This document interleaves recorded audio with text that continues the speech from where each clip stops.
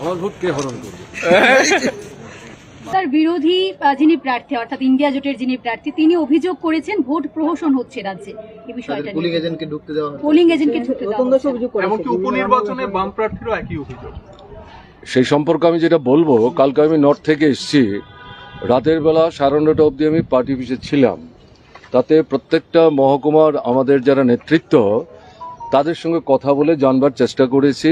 দেখা যাচ্ছে যারা পোলিং এজেন্ট হবেন আমাদের আশিসবাবু বা এখানে রতনবাবুর, চিহ্নিত করে করে তাদের বাড়িতে গিয়ে থ্রেট করা হচ্ছে যে আপনারা আছেন, ভালো আছেন, থাকবেন, এবং খাওয়া দাওয়ার জন্য নাকি প্যাকেটও দিচ্ছে, বলছে কালকেও আমরা দেব, কিন্তু বাড়িতে থাকবেন, বেরোবেন না, ভোট দিতে যাবেন না। পুলিং এজেন্ট হওয়ার চিন্তা তো করাই উচিত না। এটা কালকে পর্যন্ত খবর। এখন অবধি যেটা আশিসবাবু বলেছেন, তিনি প্রার্থী, তিনিই তো সবচেয়ে বেশি খবর রাখবেন এবং সকাল থেকেই সম্ভবত তিনি ঘুরছেন। তো তার যে বক্তব্য, এটাকে তো আমার পক্ষে উপেক্ষা করা সঙ্গত হবে না। এটা হওয়া অস্বাভাবিক না, কারণ ত্রিপুরায় 18 বিধানসভা নির্বাচনের পর থেকে এ যাবৎ 23 বিধানসভা নির্বাচন পর্যন্ত পঞ্চায়েতের ভোট হয়নি, নগরের ভোট হয়নি। এই তো এখানেই তো 10:30 11টার পর থেকে কেউ আর ভোট দিতে পারেননি। এখান থেকে 150 মিটার দূরে মুখ্যমন্ত্রীর বাড়ি, আর 150 মিটার দূরে ডাইরেক্টর জেনারেল অফ পুলিশের অফিস। এদের চোখের সামনেই ভোট লুণ্ঠন হয়েছে। এবং এখানে আমাদের পার্টি নেতা ঝলক মুখার্জি, তাকে ধরে এনে একটা এই বিদ্যালয়ের ক্লাসরুমে ঢুকিয়ে বাইরে থেকে দরজা বন্ধ করে বাইরে থেকে চিৎকার করে বলছে আমাদের ক্ষমা করবেন, এবার আমাদেরকে আমাদের মতো করে ভোট দিতে দিন, না হলে আমাদের ভবিষ্যৎ অন্ধকার। এটা হচ্ছে ঘটনা। ফলে 11:30টার পর থেকে এখানে ভোট কেউ দিতে পারেনি। এখন লোকসভার নির্বাচন আপনারা জানেন, 2019-এর যে লোকসভা নির্বাচন, 52 সাল থেকে নির্বাচন হচ্ছে। প্রথম এই ত্রিপুরার পশ্চিম যে আসনটি সাধারণ আসন, এই আসন তার নির্বাচন বাতিল করবার জন্য আমরা দাবি করেছিলাম।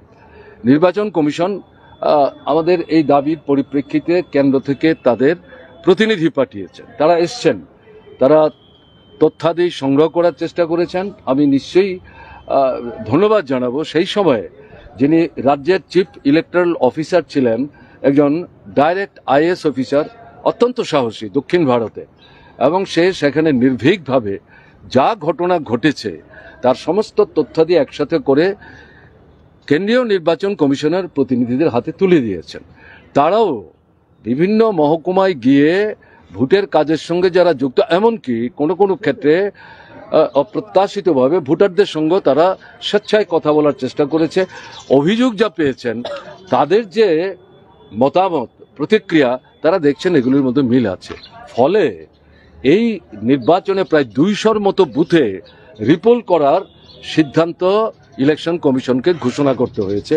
52 সালের পর ভারতবর্ষের 543টা আসনে যে সরাসরি ভোট হয়, কোনো লোকসভা কেন্দ্রে এত বুথে রিপোলিং এর আগে হয়নি। এবং শুধু তা না, এই রিপোলিংয়ের ডিক্লারেশনের সাথে সাথে পূর্ব আসনের ভোট ছিল 7 দিন পিছিয়ে দিতে হয়েছে। রিপোলিংয়ের পরও এখানে যে ভোট হয়েছে সেখানেও রিগিং হয়েছে, পূর্ব আসনেও রিগিং হয়েছে। কাজেই ত্রিপুরা ভারতবর্ষের মধ্যে মনে হচ্ছে একটা দ্বীপ, অন্য জায়গার মানুষ আমরা, এবং এখানে ভোটের অধিকার ছিনিয়ে নেওয়া হচ্ছে। এই করে বিজেপি দল শাসন ক্ষমতায় টিকে থাকবার চেষ্টা করছে। এটা শাসক দলের শক্তি না, দুর্বলতার লক্ষণ। গণতন্ত্রকে এইভাবেই ধ্বংস করছে। তো এবারকার লোকসভা নির্বাচনে 27টা রাজনৈতিক দল একসাথে মিলে তাদের স্লোগানটা কি? দেশ বাঁচাতে হবে, আমাদের দেশের সংবিধান রক্ষা করতে হবে। সংবিধানের মূল কথা হচ্ছে গণতন্ত্র, সংসদীয় গণতান্ত্রিক ব্যবস্থা, এটাকে রক্ষা করতে হবে। এবং ধর্ম নিরপেক্ষতার যে মতাদর্শ, রাষ্ট্র সবার, ধর্ম যার যার তার, রাষ্ট্রের সাথে ধর্মের কোনো সম্পর্ক থাকবে না, এটার উপরে আঘাত আসছে মুহুর্মুহু।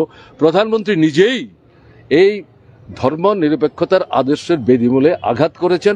এটা রাম জন্মভূমি উদ্বোধনের যে অনুষ্ঠান, তার মধ্য দিয়ে সারা ভারতবর্ষ এবং পৃথিবীর সামনে তিনি পরিষ্কার করে দিয়েছেন যে সংবিধান ছুঁয়ে আমি প্রতিজ্ঞা নিয়ে গড়াগড়ি খেতে খেতে পার্লামেন্টে ঢুকেছিলাম, এগুলো কথার কথা, লোক দেখানো। এবং তিনি এই সংবিধান পদদলিত করে দেখা গেল সেখানে রাম জন্মভূমি উদ্বোধন করতে গেলেন, রামের নাকি তিনি প্রাণ প্রতিষ্ঠা করেছেন। এগুলো সারা ভারতবর্ষের মানুষ আমরা দেখেছি, পৃথিবীর মানুষ দেখেছে, প্রশ্ন তুলেছে। পৃথিবীর মধ্যে ভারতবর্ষ সবচেয়ে বড় জনসংখ্যার রাষ্ট্র, 141 কোটি মানুষ, এবং প্রায় 90 কোটির মতো মানুষ ভোটের অধিকার প্রয়োগ করেন, তারা ভোট দিতে পারেন। পৃথিবীতে আর কোনো দেশে এত ব্যাপক আপনার এই সংসদীয় গণতান্ত্রিক ব্যবস্থা এবং ভোটের ব্যবস্থা নাই। কিন্তু আমাদের দেশে এখন যেটা লক্ষ্য করা যাচ্ছে, এই সমস্ত কিছু উপর আঘাত নেমে আসছে। একদলীয় স্বৈর শাসন ফেসিস্ট সুলভ দৃষ্টিভঙ্গিতে কায়েম করার চেষ্টা হচ্ছে, যার পরীক্ষাগার হচ্ছে ত্রিপুরা, ল্যাবরেটরি। এই ছোট্ট ত্রিপুরায় তারা সাকসেসফুল, তারা মনে করছেন তারা সাকসেসফুল। এটাই 24-এর লোকসভা নির্বাচন শেষ করতে পারলে যদি কোনো মতে সরকারে আসতে পারেন সারা ভারতবর্ষের উপর, এটা তারা চাপিয়ে দেবেন। এটার বিরুদ্ধেই সবাই মিলে বলছে যে এটা দলীয় নির্বাচন না, গোটা দেশের মানুষ এবং বিজেপি এই উভয়ের মধ্যে লড়াইটা হচ্ছে। এখন এই সাথে সাথে মানুষকে তো বেঁচে থাকতে হবে। গণতন্ত্র গুরুত্বপূর্ণ, আমাদের আপনার যে সংবিধান অত্যন্ত গুরুত্বপূর্ণ, ধর্মনিরপেক্ষতার যে দৃষ্টিভঙ্গি অত্যন্ত গুরুত্বপূর্ণ, কিন্তু এর পাশাপাশি মানুষকে তো বাঁচতে হবে, খাওয়া পড়া চাই, রোজগার চাই। এখন তো এই জায়গাটাতেই আক্রমণ চলে আসছে, ক্রয় ক্ষমতা চলে যাচ্ছে, তাদের কেনবার ক্ষমতা নাই, রোজগার নাই। এই যে পরিস্থিতিতে জিনিসপত্রের দরদাম বাড়ছে, বেকার সমস্যা বাড়ছে। গত 50 বছরে আমাদের দেশে বেকারির বৃদ্ধির হার যা ছিল, মোদীর নেতৃত্বে বিজেপির শাসনে 10 বছরে সমস্ত রেকর্ড ম্লান করে দিয়েছে। শিক্ষিত বেকার যারা, তাদের 83% বেকার, তাদের কোনো কাজ নাই, কর্ম নাই। কৃষক ফসলের ন্যূনতম ন্যায্য মূল্য পাচ্ছে না। তা যদি না পান, তারা বাজারে কি করে যাবেন? তাদের চাহিদা পূরণের জন্য কি করে জিনিসপত্র সওদা করবেন? ফলে যে সমস্ত কলে কারখানায় এই সমস্ত জিনিসগুলি উৎপাদন হচ্ছে, সেগুলো বন্ধ হয়ে যাচ্ছে। কর্মরতরা কাজ হারাচ্ছেন, নতুনকার কি করে কাজ পাবেন? ফলে একই সাথে সাথে এই যে বিষয়গুলো, অস্তিত্ব রক্ষার যে প্রশ্ন, অর্থনৈতিক যে দৃষ্টিভঙ্গি, এই সরকার যেটা নেতিবাচক দিক থেকে এই তাদের যে অর্থনৈতিক নীতি কার্যকরী করার মধ্য দিয়ে অল্প সংখ্যক 8 থেকে 10% একচেটিয়া পুঁজি, যোদ্ধার, জমিদার, কালোবাজারি, মুনাফাকুর, তাদের স্বার্থ রক্ষা করার চেষ্টা করছে। ফলে এদেরকে ক্ষমতা থেকে হটিয়ে একটা বিকল্প জনমুখী গণতান্ত্রিক, আমাদের ধর্ম নিরপেক্ষতার মতাদর্শের প্রতি যাদের আস্থা আছে, তাদের নিয়ে একটা সরকার তৈরি করতে হবে। এই আওয়াজ উঠছে, এটা ধীরে ধীরে সারা ভারতবর্ষে ছড়িয়ে পড়ছে। এবং আমরা যেটা লক্ষ্য করছি, বিভিন্ন আপনার যে এই নির্বাচনী যে কর্মধারা, এটার উপরে যারা বিশ্লেষণ করেন, তারা নির্দিষ্ট কোনো দলের লোক না। আমি গত কয়েকদিন যাবৎ লক্ষ্য করছিলাম, তারা পরিষ্কার বলছেন 400 বলছেন, 370 বলছেন। তাতে তো যেটা দেখা যাচ্ছে, হিন্দি ভাষী যে রাজ্যগুলোতে বিজেপি এযাবৎকালে গত দুটো নির্বাচনে বিরাট সংখ্যক আসন জয়ী হয়ে কেন্দ্রে সরকার তৈরি করতে পেরেছেন, এই হিন্দিভাষী অঞ্চলেই তো বিজেপি এবার সবচেয়ে খারাপ ফল করবে। দক্ষিণ ভারতে তো তাদের আসন কোত্থেকে আসবে, সেখানে শূন্য থাকবে। ফলে এর সাথে মিলিয়ে ত্রিপুরায়, এই কারণে আমি প্রথম যে কথা বললাম, যে যদি মানুষকে স্বাধীনভাবে ভোট দেওয়ার সুযোগ দেওয়া হয়, তাহলে এখানে মিরাকুলাস রেজাল্ট হবে এবং বিজেপির প্রার্থীরা হারবেন। আর যদি জেতেন, তাহলে 18 থেকে 23 পর্যন্ত নির্বাচনগুলি যে প্রহসনে পরিণত করে, মানুষের ভোটের অধিকার হরণ করে, লুট করে, এমনকি গণনা কেন্দ্রে তারা যে কাণ্ড করেছে, এইভাবেই তাদের জিততে হবে। এই জয়ের মধ্যে কোনো আনন্দ নাই, এটা তাদের দুর্বলতার লক্ষণ। স্যার, আপনি আপনার কমিশনারের প্রশংসা করেছেন, বর্তমান ইলেকশন কমিশনের ভূমিকা নিয়ে কি বলবেন? স্যার, একই সঙ্গে একটা প্রশ্ন থাকবে। আপনি মোদি বলছেন 400 পার, আর রাহুল গান্ধী বলছেন 150-র উপরে উঠবে না। আপনার অভিজ্ঞতায় আপনি কত ফিগার টার্গেট করতে পারেন বিজেপি? দেখুন, আমি গণক না, আমি এই গণনা করে সংখ্যা বলবো না। আমি যেটা উল্লেখ করব, আমি গত 4 দিন 5 দিন যাবৎ আমি লক্ষ্য করছিলাম সোশ্যাল মিডিয়ায়, তাতে যা দেখা যাচ্ছে, যারাই বলছেন তারা কোনো দলের লোক না, তারা সংবাদপত্রের সাথে কাজ করেন, এই ধরনের বিশ্লেষণের ভূমিকায় তারা ভূমিকা নেন, সারা দেশের খবর নেন, তারা পরিষ্কার বলছে, যেটা আমি আগে উল্লেখ করার চেষ্টা করেছি। এবং একজন বন্ধু বললেন যে মোদি সাহেব বলছেন 400, আর রাহুল গান্ধী বলছেন, আমি আগে তো বলেছিলাম 230-70, এখন তো এটা 150-এর নিচে চলে আসবে। প্রধানমন্ত্রী এসেছিলেন তো, আমাদের এখানে মিটিং করে গেলেন তো, আপনারা দেখেছেন তো, তার তো সেই জেল্লা নেই। তিনি তো এখানে 400 উল্লেখ করেননি, তিনি এখানে আপনার এই সংখ্যা টংখ্যার দিকে যাওয়ার চেষ্টা করেননি, কথাই তো তিনি বলতে পারছিলেন না, তার মুখ দিয়ে কথা বেরোচ্ছিল না, তাকে পরিশ্রান্ত মনে হচ্ছিল, হতাশাগ্রস্ত মনে হচ্ছিল। এ থেকে কি মনে হয়? বডি ল্যাঙ্গুয়েজ, এটা দেখলে পরে তার থেকে তো কিছু অনুভব করা যায়, উপলব্ধি করা যায়। কাজে এর থেকে বুঝবার চেষ্টা করবেন। এবং আপনাদের কাছে অনুরোধ করব, যদি ভোট দিয়ে না থাকেন, ভোট লুটের প্রক্রিয়া শুরু হওয়ার আগে নিজের ভোটটা কিন্তু নিজেরা দিয়ে আসবেন, এই আমার বক্তব্য। স্যার, একটা শেষ প্রশ্ন থাকবে। বিপ্লব দেব সেদিন সভামঞ্চে দাঁড়িয়ে একটা অভিযোগ করছিলেন, তিনি সবার কাছে বলছিলেন যে মানিক সরকার এবার সিপিআইএম এর সিম্বল ছেড়ে হাত চিহ্নে ভোট দেবেন। তো সেইভাবে আপনার অভিজ্ঞতা এবং বিপ্লব দেবের পাল্টা প্রতিক্রিয়া আপনার কি থাকে? বিপ্লব দেবের বক্তব্যের পাল্টা প্রতিক্রিয়া করতে যাওয়া নির্বুদ্ধিতা হবে, তাহলে তাকে গুরুত্ব দেওয়া হবে। প্রশ্নটা তা না। এই যে 27টা রাজনৈতিক দল একটা জায়গায় আসলো, যারা বলছে এটা দলীয় নির্বাচন না, এই পরিস্থিতিটা কে তৈরি করলো? আরএসএস নিয়ন্ত্রিত বিজেপির 10 বছরের শাসন, নরেন্দ্র মোদীর নেতৃত্বে অমিত শাহ তার সহযোগী, তারাই তো এই পরিস্থিতি তৈরি করছে। ভোগ ভাগ করে ধর্ম, বর্ণ, ভাষা, নদীর জল, রাজ্যের সীমানা, এই নানা প্রশ্নগুলি তুলে মানুষের মধ্যে বিভাজন তৈরি করে অল্প ভোটের ব্যবধানে, কারণ আমাদের দেশের সিস্টেমটা এটাই, ফার্স্ট পাস্ট দি পোস্ট, যেটা আমরা সমর্থন করি না, এই সুযোগ নিয়ে তারা সরকারে আসছে। এটা প্রতিহত করার জন্যই সমস্ত এই যে বিরোধী রাজনৈতিক দলগুলো তারা এসছেন। আর বিজেপি বিরোধী ভোট ভাগ হতে দেব না। যতটা বেশি সংখ্যক বিজেপি বিরোধী ভোট তাকে একটা জায়গায় আনতে হবে। তার ভিত্তিতে ত্রিপুরাতে আমরা সিদ্ধান্ত নিয়েছি, একটা আসনে কংগ্রেসের বন্ধুরা প্রতিদ্বন্দ্বিতা করবেন, একটা আসনে ভারতের কমিউনিস্ট পার্টি মার্ক্সবাদীর প্রার্থী প্রতিদ্বন্দ্বিতা করবেন। কেন? যাতে আমাদের মধ্যে ভোট ভাগের সুযোগ নিয়ে বিজেপির প্রার্থী জিততে না পারে। কাজে এটা সর্বভারতীয় যে দৃষ্টিভঙ্গি, আজকের যে দেশের পরিস্থিতি, এই পরিস্থিতিতে এর কোনো বিকল্প ছিল না। আমি আপনাদের বলবো, যেহেতু প্রশ্ন করেছেন, আমাদের দেশে 1977 সালের যে নির্বাচন, অসাধারণ নির্বাচন, নেতৃত্বের বিরাট অংশ জেলখানায় আবদ্ধ ছিলেন, সেখান থেকে স্লোগান নিয়ে বেরোলেন, গণতন্ত্র পুনরুদ্ধার করতে হবে, নাগরিক স্বাধীনতা পুনঃস্থাপন করতে হবে। অসাধারণ এই যে আবেদন, তাতে সাড়া মিলেছে। প্রথম ভারতবর্ষে অকংগ্রেসী সরকার স্বাধীনতার পর প্রতিষ্ঠিত হলো।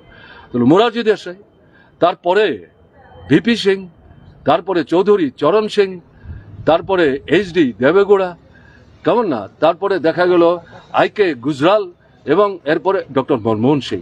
এরা কেউ কিন্তু তাদের নিজের দলীয় ভোটের শক্তির জোরে প্রধানমন্ত্রীর আসনে বসেছেন, ঘটনা তা না। বিরোধী যে দলগুলো, শাসন ক্ষমতায় যারা ছিলেন কেন্দ্রে, তাদের জনবিরোধী, অগণতান্ত্রিক, স্বৈরাচারী যে ভূমিকা, এটাকে প্রতিহত করার জন্য ক্ষমতাচ্যুত করে বিকল্প শক্তির সমন্বয়ে একটা নতুন সরকার তৈরি করার আহ্বান নিয়ে তারা নেমেছিলেন, ফলে এই সাফল্য এসছে। ভারতবর্ষে এ যাবৎ প্রায় 18 জন প্রধানমন্ত্রী হয়েছে। এই যে সম্মিলিত শক্তির প্রচেষ্টা, তাতে গিয়ে প্রায় 8 থেকে 10 জন এই ধরনের প্রধানমন্ত্রী কিন্তু ভারতবর্ষে তৈরি হয়েছে। এবারও পরিস্থিতি যেদিকে অগ্রসর হচ্ছে, এই নির্বাচনের ফলাফল 4 তারিখ ঘোষণা হবে জুনের, তারপর তো মনে হচ্ছে এরকমই একটা নতুন সরকার হবে, নতুন প্রধানমন্ত্রী ভারতবর্ষ হওয়ার সম্ভাবনা উজ্জ্বল থেকে উজ্জ্বলতর হচ্ছে। এতদিন বিরোধী দল ছিল ত্রিপুরা মতা, তারা জুট করছে, আর কংগ্রেস সিপিএম একদিকে, বিজেপি ত্রিপুরা মতা একদিকে, লড়াইটা কেমন হয়? ত্রিপুরা মথা তো গত 23-এর নির্বাচনে যে 19 ভাগ ভোট পেয়েছে, এ তো বিজেপির বিরুদ্ধে কথা বলে পেয়েছে। এখন তো এরা বিজেপির পেটেই ঢুকে গেলেন। মথার প্রার্থী কিন্তু সিম্বল হচ্ছে বিজেপি, এটা মথার মধ্যেই গোলমাল। কাজেই 19 ভাগ ভোট এটা ত্রিপুরা মথার ভোট না, এটা বিজেপি বিরোধী ভোট। কাজে এই ভোট তো ত্রিপুরা মথা পাবে না। তারা নিজেরাই এখন বিচ্ছিন্নতায় ভুগছেন। ফলে আপনি যে প্রশ্ন করছেন, লড়াইটা খুব ইন্টারেস্টিং হবে, তেজি হবে। এই কারণেই বলছি ম্যাজিক্যাল রেজাল্ট হওয়ার সম্ভাবনা আছে, কিন্তু মানুষকে নির্বিঘ্নে ভোট দিতে হবে, পোলিং এজেন্টকে ঢুকতে দিতে হবে, পিটিয়ে তাদেরকে বের করা যাবে না, তাহলে কি করে হবে? ত্রিপুরায় যেভাবে ইন্ডিয়া জোট দানা বেঁধেছে, সারা দেশে এক এক দলের ভূমিকা এক এক রকম, সেটা নিয়ে বিজেপি কটাক্ষ করছে। যেমন বাংলায় তৃণমূল নেই ইন্ডিয়া জোটের সঙ্গে, আবার কেরলে কংগ্রেস সিপিএম একসঙ্গে নেই, কি বলবো? কেরলের যে অভিজ্ঞতা, এটা তো মানে ট্র্যাডিশনাল, এটা নতুন করে বলার কিছু নাই। তারা অনেক আগেই দুই পক্ষ তাদের নিজেদের মধ্যে আসন ভাগটাগ করে ভোটে নেমে গেছে, এবং ওখানে বিজেপি একটা আসনও পাবে না, এটা হচ্ছে একটা। আর পশ্চিমবাংলার কথা যেটা বলছেন, এই ভদ্রমহিলা প্রথম থেকে ভেতর থেকে এই ইন্ডিয়া ব্লক যেটা তৈরি হচ্ছে, এর মধ্যে গোলমাল কি করে বাঁধানো যায় তার চেষ্টা তিনি করে আসছেন। আমি এগুলো বলে সময় নেব না, ভোটের দিন তো অনেক মানুষ যাচ্ছে এদিক দিয়ে, আমি সময় বেশি নিতে চাইছি না। আপনারা প্রশ্ন করছেন, আমি যদি জবাব না দেই তাহলে আপনাদের মধ্যে বিরূপ প্রতিক্রিয়া হতে পারে, তার জন্য বলছি। এখন পশ্চিমবাংলায় যেটা হচ্ছে, বিজেপির বিরুদ্ধে লড়াই মানে তৃণমূলের বিরুদ্ধে লড়াই, বিচ্ছিন্নভাবে তৃণমূলের বিরুদ্ধে লড়াই, বিজেপির বিরুদ্ধে কিছু বলবো না, এটা হবে না। ফলে তৃণমূলের বিরুদ্ধে লড়াই, বিজেপির বিরুদ্ধে লড়াই এক দৃষ্টিভঙ্গিতেই ওখানকার বিরোধীরা দেখছেন। মার্ক্সবাদী কমিউনিস্ট পার্টির নেতৃত্বে বামফ্রন্ট এবং একই সাথে কংগ্রেস, তারা একসাথে মিলে লড়াই করছেন। কাজে এই নিয়ে শাসক দলের কটাক্ষ করার কোনো সুযোগ নেই, বরং তারা এই ভোট ভাগাভাগি করে গত লোকসভা নির্বাচনে যে 18টা আসন বিজেপি পেয়েছিল, এগুলো তৃণমূলের জন্য পেয়েছে। এবার তৃণমূলও তাদের পুরনো আসন ধরে রাখতে পারবেন কিনা, বিজেপিও সেই আসন জিতে আসতে পারবেন কিনা, এ নিয়ে কিন্তু পশ্চিমবাংলায় প্রশ্ন উঠে গেছে। কাজে আমাদের অপেক্ষা করতে হবে। আমি আগেই বলেছি, আমি গণক না, আমি এখান থেকে সংখ্যা নির্ধারণ করে দিতে পারবো না। ভারতবর্ষের যে রাজ্যের কথা বলছেন, আমি বলছি একটা একটা করে 3-4টা রাজ্যের কথা বলবো। উত্তরপ্রদেশ 80টা আসন, ভারতবর্ষের সবচেয়ে বেশি লোকসভার আসন। জওহরলাল নেহরুর সময় থেকে যেটা আমরা দেখতে অভ্যস্ত, এই উত্তরপ্রদেশে যারা সবচেয়ে বেশি আসনে জেতেন, তারাই কেন্দ্রের সরকার তৈরি করতে সুবিধা নেন। তা এখন পর্যন্ত বিজেপির গত নির্বাচনে উত্তরপ্রদেশে 66 আসনে জয় তারা হাসিল করেছিলেন। এবার তো 66 আসন পাবেন কিনা সন্দেহ আছে, কারণ আপনার সেখানে দেখা গেল 3-4টা দল ইতিমধ্যে সমঝোতা করে আসন ভাগবাটোরা করে তারা ময়দানে নেমে গেছেন। অখিলেশ যাদব এখন নেতৃত্ব দিচ্ছেন, কোনো বিরোধ নেই।